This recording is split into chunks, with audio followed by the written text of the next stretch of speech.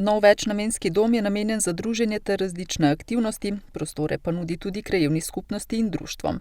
V njem je dvorana za približno 100 ljudi in manjša sejna soba v mansardi. Mi smo mlada krajevna skupnost, nastala leta 2010 izločenim iz krajevne skupnosti Dolenja vas, tako da imamo v svoji sredini tudi že društva.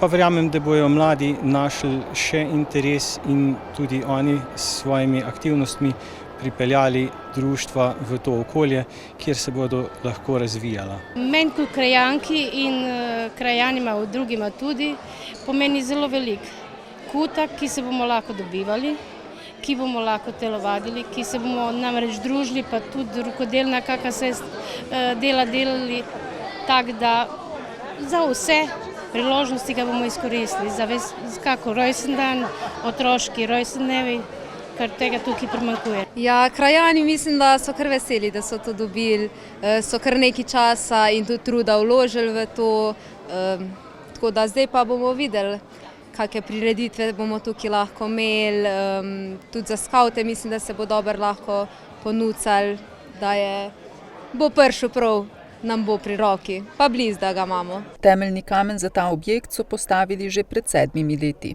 To je tako, do 3. gradbene faze ga je zgradilo podjetje Kostak. Občina mu je iz svojega proračuna namenila zgolj 50 000 evrov, vse ostalo pa je bilo breme krajevne skupnosti. In glede na to, na velikost tega našega proračuna, smo pač gradili 7 let in tako je nastal ta lep objekt. Prvo fazo izgradnje večnamenskega doma je sicer tudi financirala družba Kostak na podlagi sporazuma o izpolnitvi zavez zaradi nadgradnje centra za ravnanje z odpadki Spodnji Stari Grad.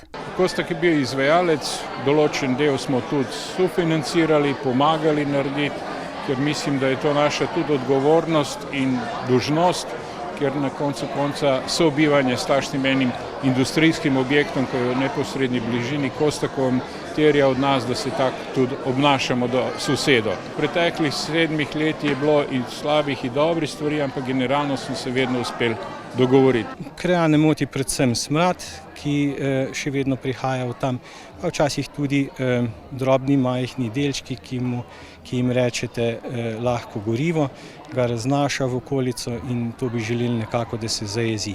Zaradi obljube, da se bo predelava teh odpadkov izvršila v enem samem objektu in na tega še čakamo, ki ga bo zgradilo podjetje Kostak, verjamem, da bojo vse te moteči elementi, ki so zdaj odpadli.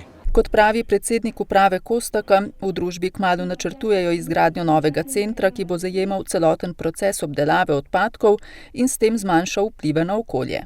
Kostak gre v novo investicijo, če pridobimo gradbeno dovoljenje do konca leta 2022 predvidevamo, da bojo vsi odpadki, ki se pripeljajo na naš center, bili pod streho, bojo v zaprtem delu in bojo vplivi na okolje minimalni. To želim za naše sodelavce, za naše sovaščane, ko so tukaj, in za kompletni Kostak.